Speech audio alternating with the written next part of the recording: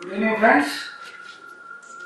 At the outset, first I would like to thank Dr. Nehal and team for inviting me to this function. I'm happy to be participating in this, right? Because it's a gathering of people who are members of the civil society or also part of different NGOs or interested in knowing the work of NGOs. So it's an occasion to learn from each other, right? So I'm very happy to be here and in this city of diamond and textiles also. Of course, at the outset, I would again like to mention one more aspect. I know only one language. I can speak relatively fluently in only one language. That is my mother tongue. That is Kannada. I don't know any other language. I know only little bit of that. Little bit of English, little bit of Hindi, a little bit of Gujarati, right? So please excuse me for not being able to speak in Gujarati, right? I understand Gujarati. I listen to Gujarati and I understand. But I will try and mix up language as Dr. Neil was mentioning, right? So that is how we are, right? We are a country with a lot of diversity. This is part and parcel of it, right? So of course, if there is a heart, will is there, so we can communicate, right? So communication is not a matter of phone or instrument, right? I know my mother and my neighbor's mother-in-law. So I am from South India. My mother does not know even one word of Hindi, and similarly, my mother-in-law of my neighbor, she also did not know even one word of Kannada. But every day they will meet. Every day they will meet and discuss so much also. And they know what they are talking also. So therefore, if that heart and soul, that what is important, if that is there, we can communicate, right? Anyway, so with those introductory words, again I compliment the foundation on this occasion, right? First of all, for their fourth year foundation day, right? So of course, it's an NGO has to make a beginning and then they grow, right? Of course, they will be learning. So in terms of learning, so having this kind of engagement and interaction becomes important, right? So therefore, I compliment them again for organizing this symposium on challenges and opportunities for NGOs, right? And that too coming from an NGO. This is typically, of course, topic which we academicians organize in the policy circle. But an NGO organizing a topic on opportunities and challenges of NGO is an interesting thing that shows that they're willing to learn, right? And that is what would carry them forward, right? If you are willing to learn, so we will carry you forward. So therefore, I compliment the Rutuja Foundation for this very relevant and interesting topic. Of course, I have been also a student of student of NGO in the sense that, of course, whatever I do in terms of my teaching and research, we study NGO. I have also studied good number of NGOs in India and several other countries. I try to understand what they are doing, how they are contributing, what are their strengths or weaknesses. Like that, I have been studying, right? And at the same time, also I am also associated with a few NGOs in different capacities, right? That has also given me some ideas as to how NGOs work, right? And what are their, as I said, their strengths and weaknesses, right? So with that kind of a background, so I will here try to share a few thoughts on the topic of the role and challenges before NGOs.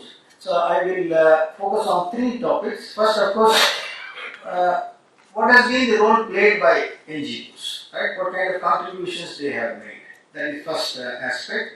The second, what have been the challenges or what are the challenges faced by NGOs, right? Of course, they are not government organization as of course about he was speaking, it has helped me. Also, it has probably clarified many aspects about NGOs, right? Legally and otherwise, right? And so, therefore, what kind of challenges they face, right? Of course, legal challenge is also one aspect of it. There are also several challenges, right? And in the current context, what are those challenges? And third is, what are the opportunities and what is the way forward for NGOs in general. So these are the three things. Of course, I know time is a constraint, so Neil has mentioned how much is the time. But of course, we as teachers, I am also a teacher, so we are used to giving lecture for 90 minutes. Right? So I will not do that. I will try to compress and highlight on these three aspects that I have identified as relevant for today's discussion. Right?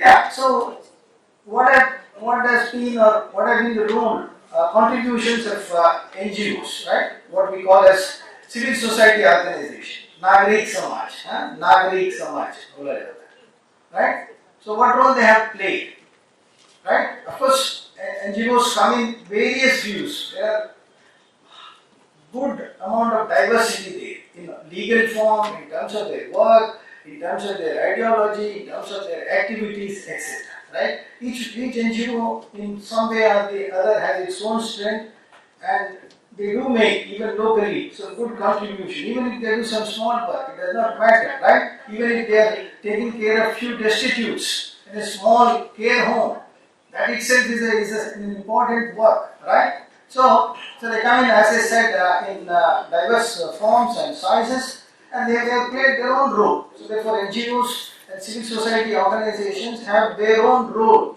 right? Despite the very kind of reasons. So the first role or achievement of NGOs, all over, right? Of course, we know there is state, there is government, there is also market or bazaar, right? They have their own kind of role and they do play their own role. But both these organizations, the state, the government, and the market or the bazaar entities, right? They may have their own resources and strength, but there is what is called as state failure and market failure. All societies, there are gaps. Neither the state can reach to certain sections, nor the market agencies or corporate can reach all the sections, right? That is where the NGOs come in, voluntary organizations come in, where the failures of state and market agencies are glaring, the NGOs come into play. That is their strength, historically. Of course, historically, charity and voluntary movement has been there, though in the recent past we see them in new forms. So that is the first strength. So overall, all over the world, one major contribution is they have given relief in all kinds of exigencies, flood, cyclone, earthquake, any such things. They will be the first, right? I know, of course, I have visited several areas of calamities. So when in 2001 the earthquake was there in Kutch, when we reached there, even before government agencies could come in there, good number of individuals, volunteers, NGOs, they were all there giving relief, right? That is one of the first things that they do. So therefore they do provide relief and protection to people in need, for poor, for destitutes, and many such disadvantaged groups, right? So that is one of the major contribution. But for the NGOs, these sections, they would not get the required care, right? Therefore we need to recognize this as one of their major contribution.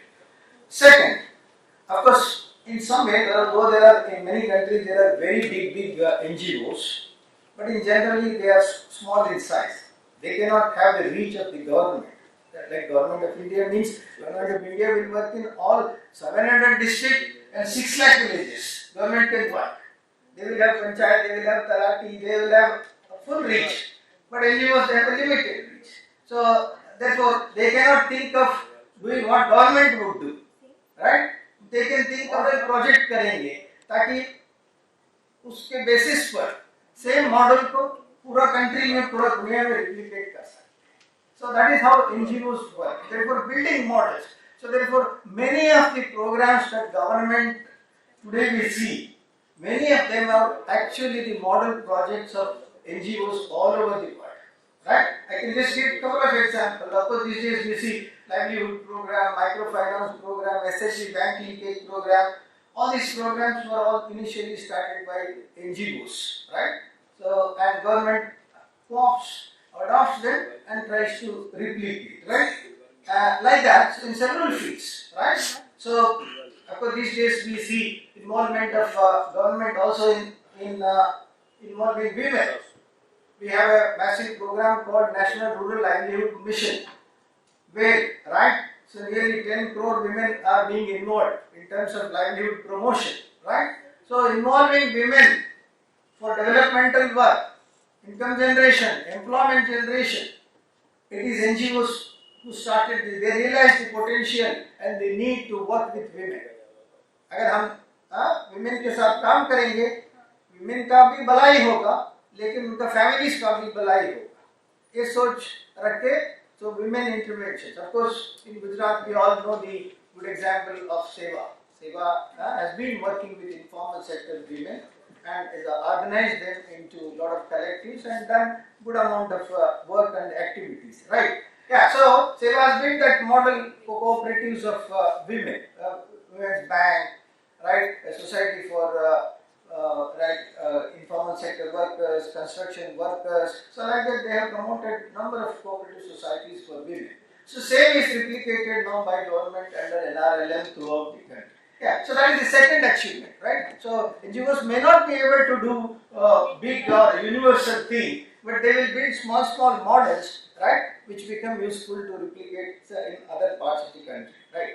Third, of course, is related to the first one. In some sense, they are the voice of the poor. We know, of course, government tries to work with the poor, but it's not easy for poor to pay their dues, right? Whatever it could be, their needs, etc. Right? NGOs, given their conviction and commitment, they would listen to them. They will ensure that these voices reach the right places, right? So therefore, NGOs become the voice of the poor, and in that sense, they support the strengthening of civil society, which is required, strengthening of democracy and participatory development, right? Development has to be meaningful, it needs to be participatory, and it needs to be bottom up. And NGOs, given their local basis, they give voice to people and ensure that development becomes a kind of a bottom up exercise. And other ways by which they have done their contributions is a major activity, whatever could be the area of their work, livelihood, natural resource management, right, health, any activity. One major thing that they combine, which is important, because these days they say that development means human development. Human development means what? Building the capabilities of the people. NGOs build the capabilities of the people in terms of training, extension, capacity building, etc., which becomes necessary. Right? If a woman becomes a member of a self-help group, even an illiterate woman, she knows how to therefore run that small SHG, how to manage savings, how to deal with bank, or how to deal with any other agency. That itself is the capacity building through training and experience that they provide is a major source of building capabilities of women. You don't talk to these women who are members of self-help groups, right? They themselves will share. I would not have spoken to you some 10 years back, 5 years back. Now I have the capacity that I can talk to anybody, I can go and engage with anybody and get whatever I want or whatever our group wants, like that. This is what building the capacities, right? So NGOs and civil societies are known for this, right? And that is one of their major contributions, right? Yeah, these are some of the, in general, I have highlighted, right, what kind of role NGOs have played, NGOs can play. And then now moving on to my second aspect, what kind of challenges are there before NGOs? Or what kind of limitations are there, and possibly in what way they can overcome those. Normally, of course, we know that, as I said, that they are localized, mostly localized. So that their interventions are localized. They would be only known in local areas, right? So therefore, though it is a strength in terms of doing some good quality work, but in terms of making larger impact, that localized aspect, that size becomes a constraint, right? So though they may raise the voice of the people, but NGO voice will not be heard, right? So that is one kind of a challenge or limitation, right? And in the second kind of a challenge, of course, So he was very nicely highlighting what are the principles. He showed that Gandhian principle, right, of non-profit, charitable altruism, right. So the NGOs are expected to do that. But in the current, I am talking at a general level based on my understanding. So one challenge problem that has come up is, for various reasons, NGOs, if not all, there are very, very committed NGOs, Gandhian NGOs and such NGOs, but many NGOs have also compromised on some of their original principles, right? Be it in terms of profit, right, which he mentioned, right? They are supposed to be altruistic, charitable, non-profit organizations. But of course, I have studied also microfinance. Some of the NGOs have seen microfinance as a potential area, right? They deviated from their principles, right? So like that, many of them also have done that. So therefore, that is a matter of concern, right? And if NGOs violate, then they will no longer be called NGOs or charitable organizations. Then they will become like any other organization and lose their relevance. Then third, of course, as I said, there are a variety of NGOs which are into health, NGOs which are into microfinance, into natural resource management. There are also NGOs which fight for the rights of the people, right? Variety of rights, land rights, forest rights, etc. Right? And when these NGOs work for rights, one major challenge that they face is that they automatically come face to face with the state or market. There is a tussle, right? There is a tussle, there is a tension. Government would not like that kind of tension or conflict, right? Because they would raise the voice of the people, right? If there is a land is being lost, forests are being lost, or any such thing is happening, when NGOs rise, then for government that becomes an uncomfortable situation, right? So then they would not like NGOs to work, and maybe they would even penalize them, victimize them, right? So even recently some of the incidents that have happened, right? Of course, the legal aspect he mentioned about the Foreign Contributions Regulation Act. So there is a notion that some of the NGOs which have received foreign contributions for their work probably have diverted this fund for other purpose, which are maybe even anti-national, etc. So many of the very, very genuine NGOs also have suffered, right? As a result, their work also has suffered. So for an NGO, if it is really working for the cause and trying to fight for the rights of the people, then this tussle is bound to happen. And but of course, NGOs can in some way try and convince the state as to why that is important for the state itself to address the rights. So if they can convince and engage with the state in this aspect, that would be a kind of a win-win situation, right? But working for the rights of the people is a rightful work of NGOs, because otherwise nobody else will take up, right? Then the next kind of challenge that I have seen, as I said, they are smaller, and then some more often they depend on the founders, right, who have a lot of commitment, right, a lot of Gandhian NGOs, a lot of Gandhians after freedom they all went to rural areas, started their own NGOs all over. But in the subsequent period, right, then they faced leadership crisis. They did not have second rung of leaders, right, and therefore they could not sustain the way their founders had done. So it becomes necessary that NGOs also build second round leadership. First thing. Second, also building a good team. Any area, whether it may be health, education, NRM, water, irrigation, any sector they are working, but they need good team, right? Qualified people who have conviction and understanding. Unless they build that team, they would not be, even if they are building models, they would not be able to do the required kind of work and required kind of impact may not be there. That many NGOs have faced. And fifth is, of course, the issue of accountability, right? Any agency working for development, be it state, be it the market or corporate organizations, be it NGOs, the issue of accountability automatically comes into fore. Nobody can, right? Once you are having public funds, etc., you need to, public funds and also working for public cause, you need to highlight, you need to ensure that you are accountable. that you can raise any issue, you can do any that thing, you may do that, you may exercise your freedom, but at some level that accountability has to be shown directly, indirectly, right? And it is for the NGOs to ensure as to how they would become accountable.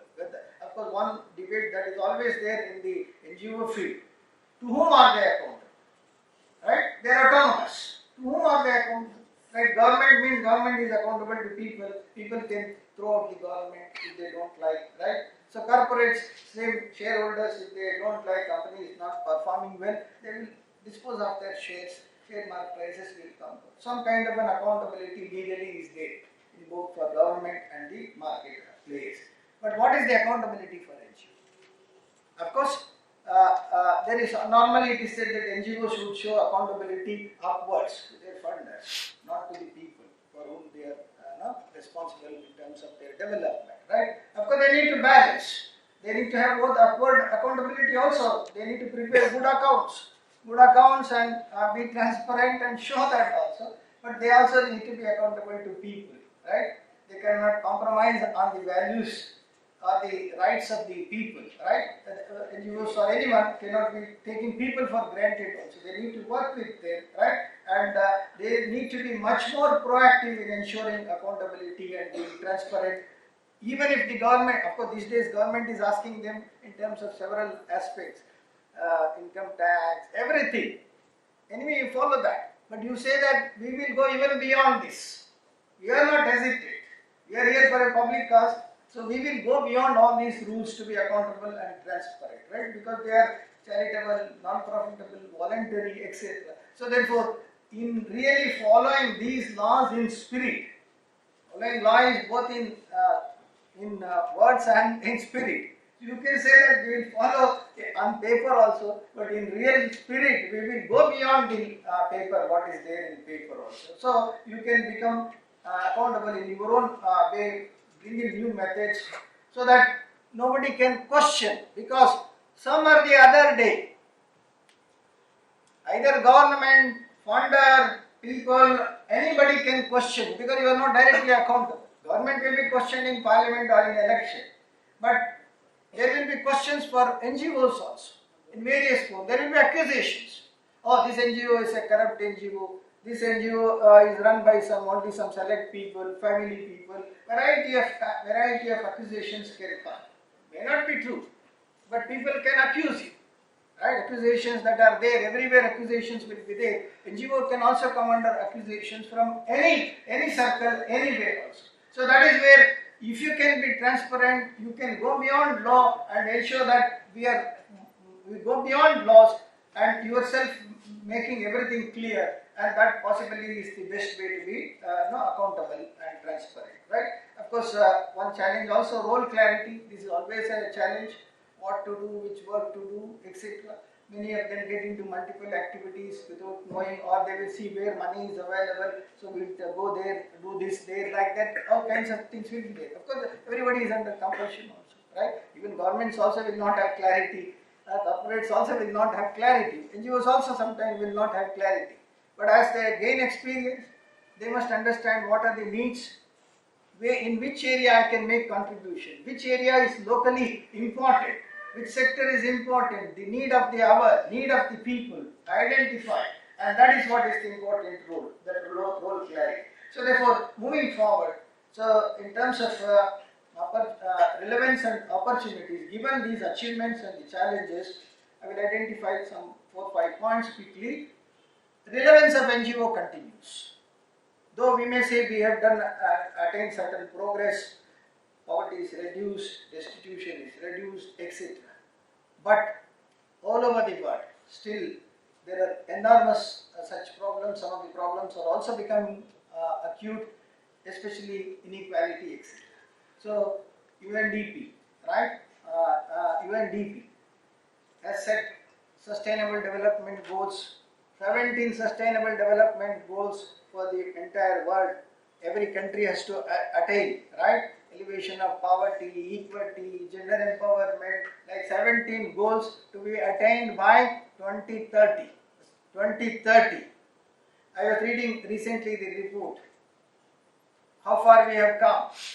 the UNDP report is saying that on most of the goals, we are still not any closer to attaining them. Right? Even after 2030, many of these goals we would not have attained. Right? So therefore, we need to reinforce our efforts towards those sustainable development goals. And UNDP very clearly says one way of doing is also partnering with CSOs, civil society organizations and NGOs have a role. We need to partner with them, and to an extent that we will be able to reach those goals, right? So therefore, relevance of these needs and role of NGOs is highlighted, right?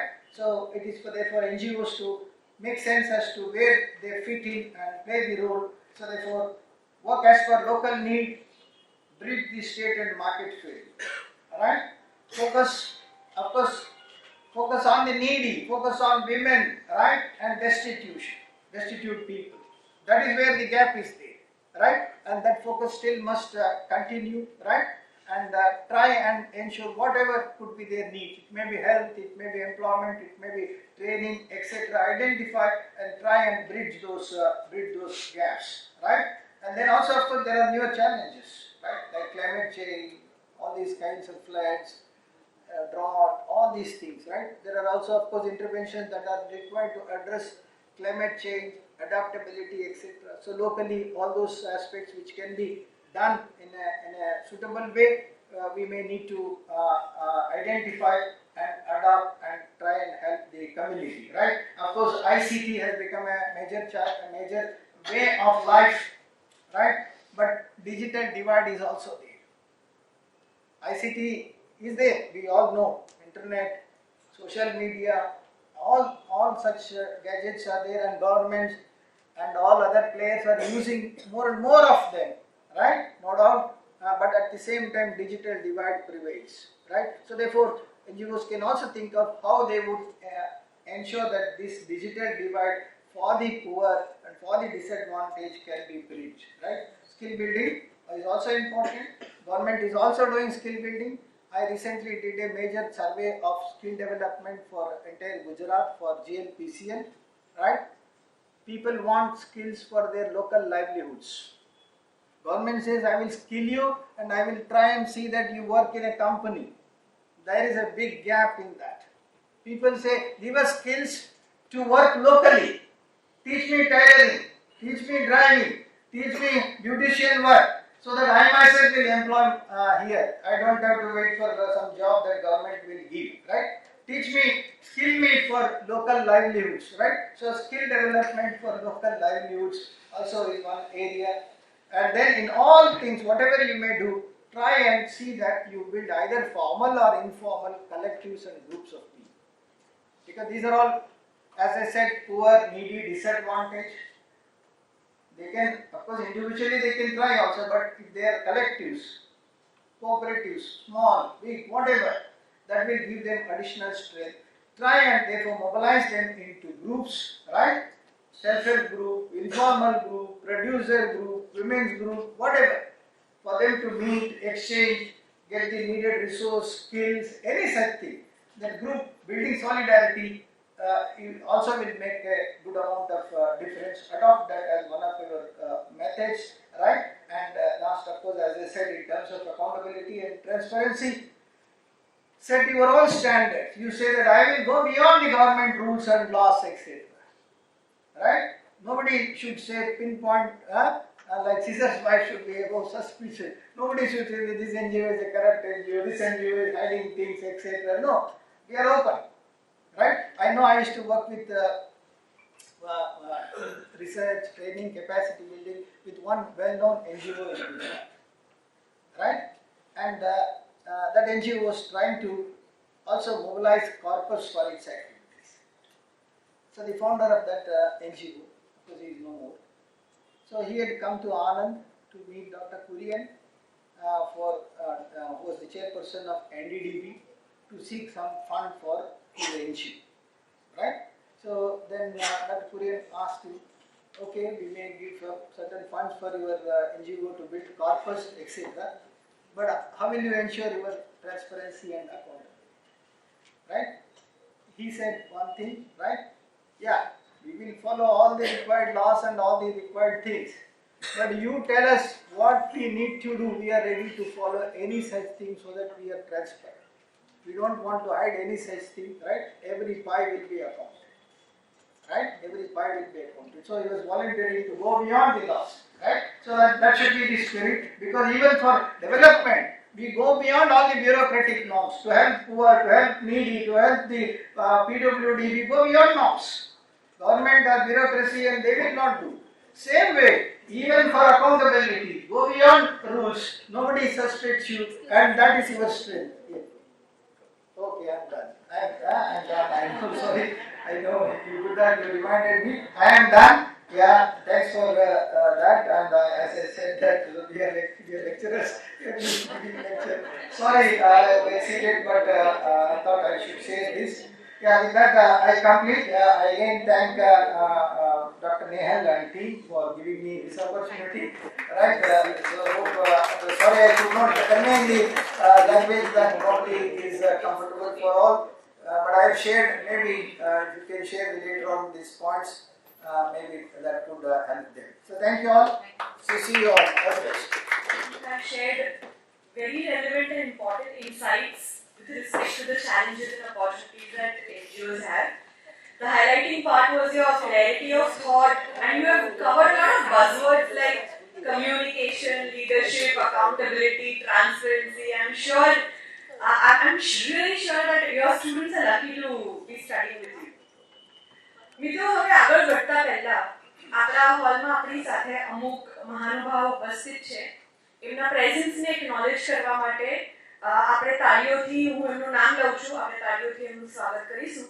Shri Bharatbhai Gandhi, past president of SGCCI, Shri Ketanbhai Desai, past president of SGCCI, Shri Rohitbhai Mehta, past president of SGCCI, Shri Mrinal Shukla, treasurer of SGCCI, Shri Dr. Mukesh Jaggiwala, Shri Nalinbhai Joshi has come from Diwali Trust, Badoli. Welcome and thank you for your presence. Moving on, હવે time છે આપણા second announcement નો. Rutuja is extremely thrilled and happy to announce its association with MHJ Wash United as we become an official partner of Menstrual Hygiene Day MHJ, a global initiative coordinated by German non-profit Wash United. Since its launch in 2013, MHJ has grown from 155 partners to 89 media mentions in 2014 to over 1,000 partners and a reach of more than 705 million people in 2023. Wash United leads this global movement and has been recognized with Global Water Award in 2019, Best Water Campaign Innovation Acknowledgement from the Bill Melinda Gates Foundation in 2017, UNESCO Excellence in Education Awards in 2016, and the WHO Honor Award in 2014 for its contribution. To inaugurate this association, I would request Dr. Sonal Rochani to please join us on the stage for the curtain raiser.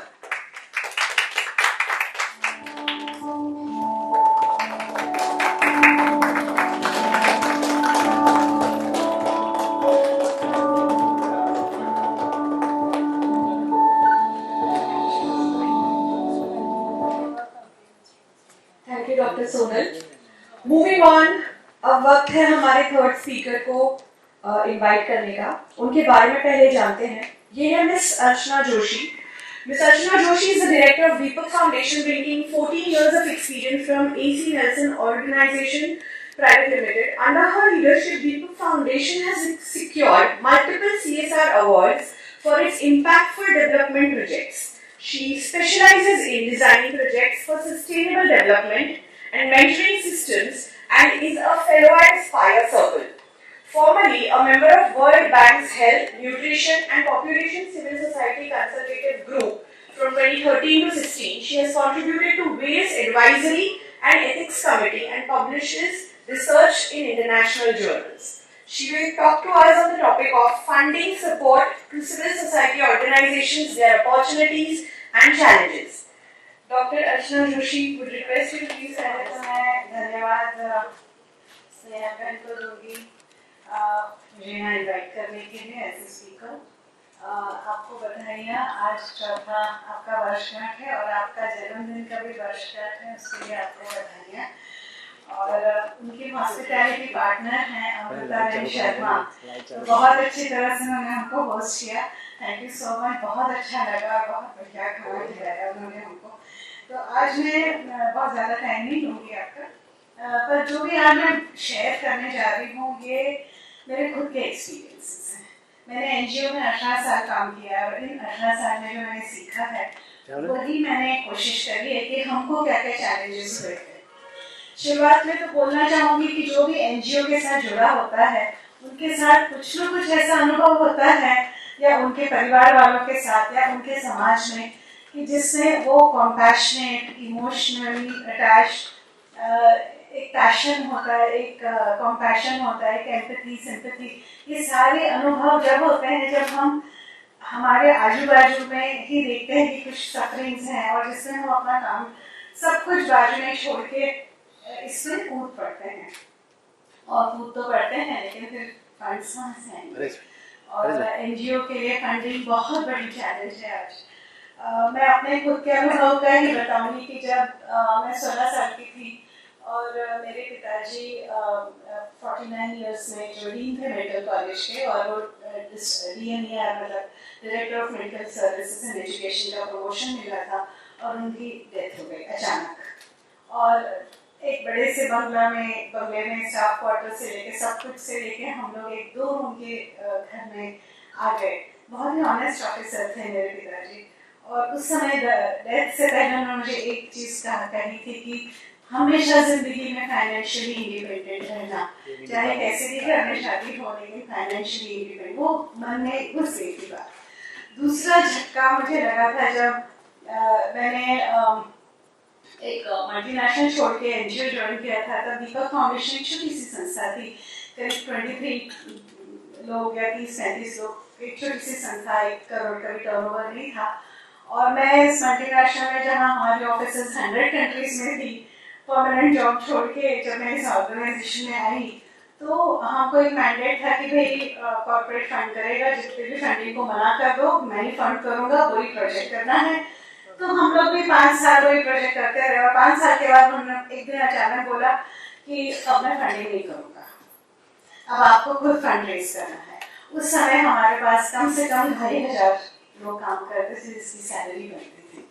अब आप सोचिए कि जो organisation जो मैंने join किया वो ज़्यादातर इम्प्लीमेंटेशन का अनुभव वाले लोग थे जो ग्रास रूट्स पे काम करते थे।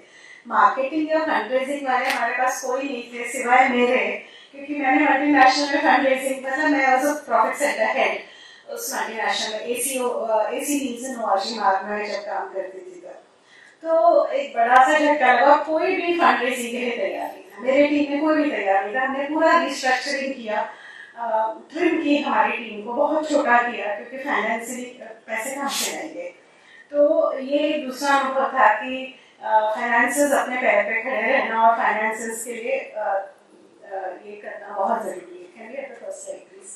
तो जो स्लाइड्स मैंने बताया है, it's not just a boring slides, but educative slides, but ये खुद के अनुभव जो हमारे बॉस जो थे जिन्होंने दीपक फाउंडेशन शुरू किया, वो खुद ही बहुत गरीबी से आए थे। तो वो गरीबी का जो दर्द उन्होंने सहा था उसकी वजह से वो कहते थे कि नहीं, काम तो हमको ग्रास रूट्स से ही करना है। तो उन्होंने अपना फिलैंथ्रोपी का एग्जाम्पल दिया था कि जब वो 90 सदी में इंडस्ट्री सेट करने आए थे JIDC में तो कुछ भी नहीं था, खेतर और कोतर थे। तो सब लोगों ने, सारी इंडस्ट्रीज जिन्होंने अपने प्लान शुरू किए, सब ने मिलकर कोई रोड बनाया, कम्युनिटी हॉल बनाया, ट्रांसपोर्टेशन लाइन, कम्युनिकेशन लाइन, ये सब पे पूल इन करके पैसा जमा किया था। वो एक मेरे लिए फिलैंथ्रोपी की तरह है जो सबसे नीचे था, जिसमें आपको कोई कहा नहीं जाता है कि आप डेवलपमेंट करोगे, खुद होके आता है। तो ये जो फिलैंथ्रोपी के एग्जांपल्स हम टाटा, बिरला, इनके बारे में सुनते हैं, लेकिन जो छोटे छोटे फिलैंथ्रोपीज होते थे उसके बारे में कहीं डॉक्यूमेंटेशन नहीं है। फ्लड रिलीफ के वक्त पे अमरेली का मच्छू डैम टूट गया था, जिस तरह का काम उन्होंने पूरी इंडस्ट्री में किया गया कहीं डॉक्यूमेंटेड नहीं है। वो फिलैंथ्रोपी हुआ करती थी जो दिल में गरीबी का अनुभव से ये लोग काम करते थे। उसके बाद ये स्ट्रैटेजिक कम्युनिटी इन्वेस्टमेंट का एक स्ट्रैटेजी सरकार ने बनाई, जिसमें गवर्नमेंट कहती थी कि भाई आप इस एरिया में काम कर सकते हो, इस एरिया में कंट्रीब्यूशन कर सकते हो, थोड़ी सी गाइडलाइन बनाई थी। उसके बाद इन्वेस्टमेंट इन सोशल डेवलपमेंट का एक नेशनल वॉलंटरी गाइडलाइन भी बना और एरियाज डिफाइन किए कि आप लोगों को इंडस्ट्रीज और कॉर्पोरेट में इसमें काम करना चाहिए। और उसके बाद सीएसआर का 2013 में मैंडेट बन गया। सो मैंडेट की तरह बोलो, आप सभी जानते हैं कि बहुत स्ट्रिक्ट गाइडलाइंस है कंपनीज एक्ट में और एरियाज बहुत क्लियरली डिफाइंड है कि आपको इसमें काम करना है। Next one please. तो अब जो हम देखते हैं फिलैंथ्रोपी, अब जो चेंजेस आ रहे हैं तो उसमें बहुत बड़े चेंजेस हैं कि जो पहले फिलैंथ्रोपी सोचता था आज वो फंड उस तरह से आपको नहीं देगा। वो लोग जिस तरह से जो पहले का जो दिल से करते थे, आज के जनरेशन में वो फीलिंग और क्योंकि वो कष्ट देखे ही नहीं है उन्होंने, तो वो रियलाइजेशन भी नहीं होता है। अब जनरली वो सोचते हैं कि मतलब गुजरात में घी घोड़ा है तो खिचड़ी माँ, तो वो अपना खुद का फाउंडेशन खोलते हैं बिकॉज उनको ट्रस्ट नहीं होता है कि किसी पे हम पैसे दें। और फिर सीएसआर बोर्ड भी है, बोर्ड डिसाइड करता है कौन से टॉपिक पे प्रपोजल उनको जाते हैं, वो लोग डिसाइड करते हैं। और मेनी बोर्ड मेंबर्स आप देखेंगे कि बड़े बड़े महानुभाव जिनके पास आईएएस ऑफिसर्स होंगे, बड़े बड़े इंडस्ट्री, उन्होंने गरीबी कष्ट दिक्कत कभी देखी ही नहीं है, तो वो ज्यादातर अपना जो फोकस होता है उनका ब्रांड प्रमोशन पे चला जाता है, ब्रांडिंग में चला जाता है और वो माइंडसेट ही प्रॉफिट मेकिंग का होता है, तो काफी कुछ अपने प्रोडक्ट प्रमोशन में भी लगे होते हैं। और अभी इम्पैक्ट इवैल्यूएशन भी है, सभी की गाइडलाइन भी बहुत क्लियर है कि 3 साल के फंड के बाद आपको इम्पैक्ट इवैल्यूएशन करके देखना है, तभी आपको दूसरे उस प्रोडक्ट में आप काम कर सकते हो। और अब एम्फेसिस हमेशा इतने साल से 2013 से लेके अब तक emphasis has been on education health. ये टॉप 2 टॉपिक्स हैं, आप कोई भी केपीएमजी पढ़ लीजिए, सीएसआर बॉक्स पढ़ लीजिए, जो भी रेलेवेंट बुक्स हैं सब पढ़ लीजिए। Most of the funding is going in these 2 sectors. अब skills development and rural development में थोड़ा थोड़ा पैसा डालने लगे हैं, बट विमेन एम्पावरमेंट बोले नहीं समझ में आएगा। अब नेहा का जो टॉपिक है PMS, it will go beyond that, you know इन सब पे तो women safety security, you know ये जो सेफ स्पेसेस फॉर विमेन जो रेप का पढ़ते हैं उसके बारे में कोई पैसा देने के लिए तैयार नहीं है। और योर मार्क फंड है, जब ये पीएम अब जब देखते हैं कि CSR fund is a huge amount, तो गवर्नमेंट ने भी ऐसे पीएम रिलीफ फंड कोविड के समय पे तो वो भी पैसा वहां से खींच गया। तो एनजीओस नेक्स्ट वन, सब चैलेंजेस आ रहे हैं एनजीओ के लिए। तो क्या क्या चैलेंजेस आ रहे हैं? तो ये है कि जो सीएसआर डोनर्स होते हैं उनको खुद को ही नहीं मालूम होता है कि इतने अच्छे अच्छे एनजीओस के काम, सीएसआर डोनर्स तो छोड़ दो, आईएएस ऑफिसर्स को भी नहीं मालूम होता है कि एनजीओस क्या है, क्या काम करते हैं। They are just, उनके लाल बहादुर अकेडमी में भी नहीं बताया जाता है कि how you can skillfully engage civil society organization and get the work done। बिल्कुल मैं बहुत काम कर चुकी हूँ गवर्नमेंट के साथ, मेरा अनुभव ऐसा है कि काफी लोग इग्नोरेंट होते हैं। और हाँ, और जैसे मैंने आपको पहले भी बताया कि they want to work in their own foundation, they want to work in their foundation और आप नहीं पैसा देना चाहते।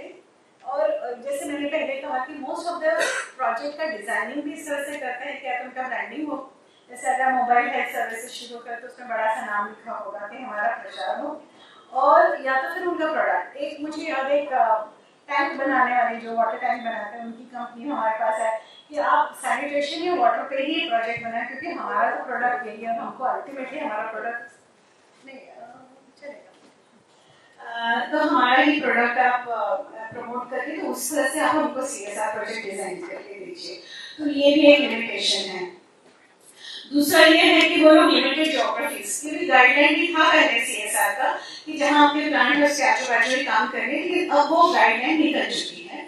और जैसे नॉर्थ ईस्ट है, बिहार है, झारखंड है, जहाँ इंडस्ट्रीज नहीं है वहाँ पे बहुत कम सीएसआर फंड दिया जाता है और मोस्टली जस्ट लोग साइडेड टुवर्ड्स महाराष्ट्र, गुजरात, तमिलनाडु और दोस प्लेसेस। और जनरली ये जो है कि इसका इम्पैक्ट क्या हुआ, तो अगर आपको इम्पैक्ट रिपोर्ट बनानी है तो आपको बेसलाइन पे भी खर्च करना होगा, उससे वो खर्च करने के लिए तैयार नहीं होते। सरकार तो इतने सारे सर्वे करती है, हम उसी को सर्वे को बेसलाइन बना के काम करेंगे, which is a big challenge. You cannot really compare your data, with a large non-representative data of your locality. और जो भी उनका ये एक मेरे पास ये भी आए थे कि आप ऐसा प्रोजेक्ट डिजाइन करें कि हम 5 रुपए का नहीं 50 रुपए का दिखे. आप सोच लीजिए सीधे सारे तरह के कमिटेड लोग हैं, वो लोग सोचिए सर पे जाने लगेंगे हम कहेंगे कैसे दिए. और तीसरा है कि जनरली से जीआईडीसीज हैं तो उसमें इतनी सारी इंडस्ट्रीज हैं, उसके आजू बाजू के विलेजेस में इतना डुप्लीकेशन का काम होता है, तो अब आप इम्पैक्ट भी करोगे तो किसका इम्पैक्ट करोगे? Collective impact. How will you discern कि गवर्नमेंट का इनिशिएटिव है या दूसरे. मुझे याद है कि उसी गांव में 2 मोबाइल लाइन चल रही है, सभी को उसी गांव में काम करना है, उसी का सरपंच बदमाश है और वो सारे पैसे ले लेना चाहता है, तो गेट बना दो. इस तरह के डिमांड्स उसी गांव में आते हैं. So this is one of the biggest challenges that civil society organizations currently facing. Can we have the next slide please?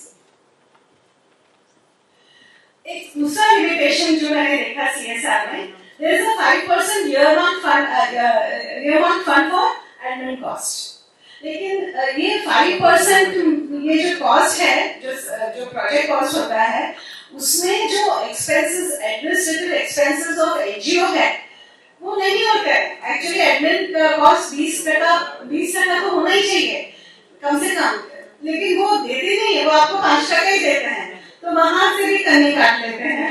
और एमए जो 5% में एमए कॉस्ट होता है, इसमें आप डेटा भी दे दीजिए, मतलब ट्रैकिंग भी करके दीजिए तो डेटा भी उनको मिल जाएगा, सब कुछ वो 5% में करवाना चाहते हैं.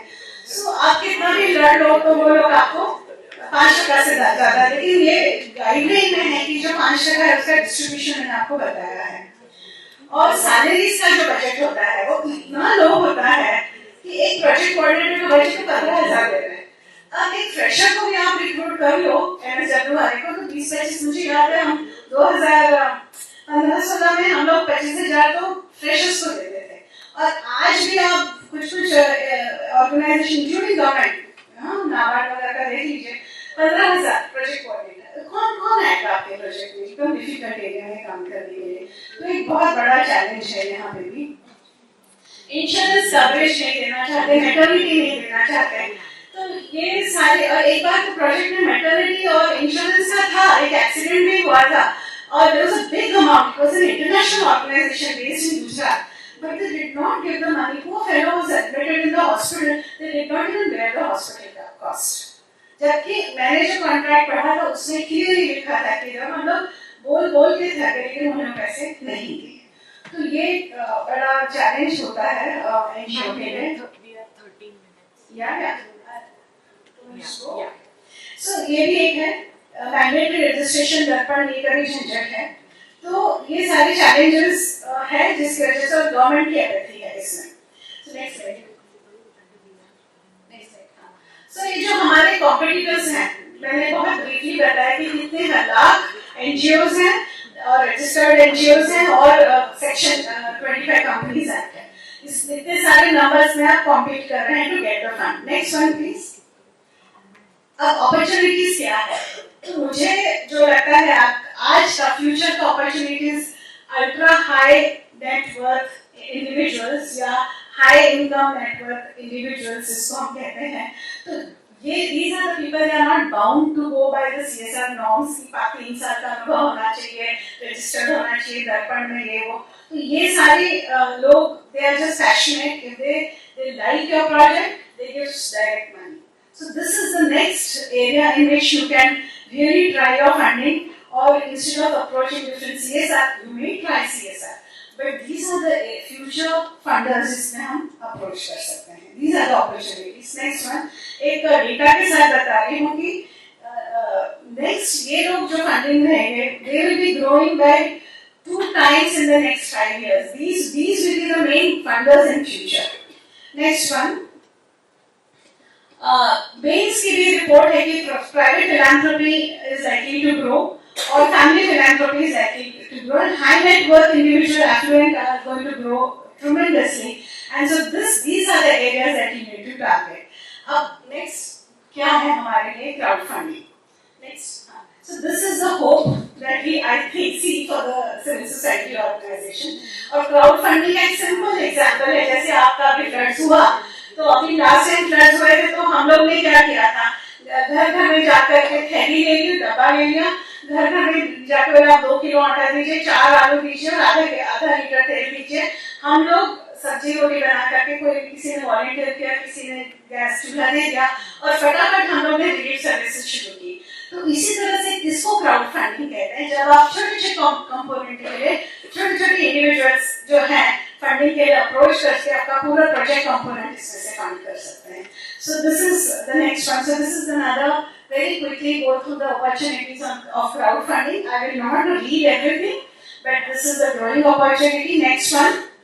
So these are the platforms from where you can get, and they are supporting and providing these kind of funding. Availability is there. Diverse models है जिसका अनुभव भी है, and they help you.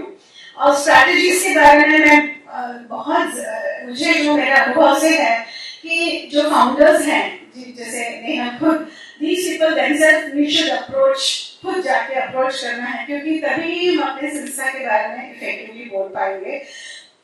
Connected issues, जो emerging issues है उससे connected बोलना, और फिर आप अपना topical areas को जोड़ सकते हैं, क्योंकि अगर वो उनके साथ resonate नहीं करता तो फंड नहीं करेंगे। So these are the things. Retail funding strategy immediately बनाने की जरूरत है, और एक पेज कॉन्सेप्ट नोट ही बना के देना, understanding your donor, reporting format, जैसे पहले स्पीकर ने भी बोला कि documentation and reporting format, monitoring M and E framework बहुत जरूरी है, इंप्लीमेंटेशन कैसे करोगे, रोड मैप, ये सारी की चीजें एक साथ से देने की जरूरत नहीं है, एक समरी बना के दे सकते हैं। और different target fund raising, the next slide please. there should be different ways in which the funds can be raised. एक तो है कि एनुअल इवेंट्स, गाला इवेंट्स कर सकते हैं, dance musical show in the name of topic in which you want to work, ये हम लोग भी पहले करते थे, मैराथन वगैरह भी लोग करते हैं। प्रोजेक्ट बेस्ड फंड, जो आपका प्रोजेक्ट है, blood donation camps, health camps, oral camp, surgery, इसमें लोग बहुत डॉक्टर्स वगैरह फ्री में भी सर्विसेज देते हैं। पेरोल गिविंग है, monthly contribution for disaster relief की भाई 1 डे सैलरी कंट्रीब्यूशन करके दीजिए, तो वो लोग भी, मतलब ये बहुत उनको बड़ा फंड नहीं लगता, वो इमीडिएटली दे देते हैं। और अपॉर्चुनिटी बेस्ड है, मैराथन है, मूवी थीम है, फेस्टिवल है, श्रावण में लोग दान करते हैं, और भी इवेंट होते हैं जहाँ पे, and they give, I have examples of huge amount that the people have collected under these areas. Next one please. एक अर्ली स्टेज, जैसे मैंने कहा पहले कि early stage founders to lead the fund raising. Trending topic पे, जैसे SDGs के बारे में स्पीकर ने कहा कि सस्टेनेबल डेवलपमेंट गोल्स आपका टॉपिक अलाइड है, तो they are more likely to get funded. Connect with the people, people donate when they feel connected. Short term goals and funding की इतनी जरूरत है, इतनी अर्जेंट जरूरत है, और सक्सेस स्टोरीज को आप विजुअल्स, डेटा के साथ सपोर्ट करेंगे तो funder is more likely to see the sincerity, honesty and integrity in your work. So that's all I have to say. Thank you so much. Insights. I would now like to call upon Ms. Fatima Bhutwala to please come forward. मैं आप सबसे share करना चाहूँगी कि ये रुद्रा के साथ जुड़े हैं from the start और ये अपना एक्सपीरियंस शेयर करने आए हैं आज. Please welcome her with a clap.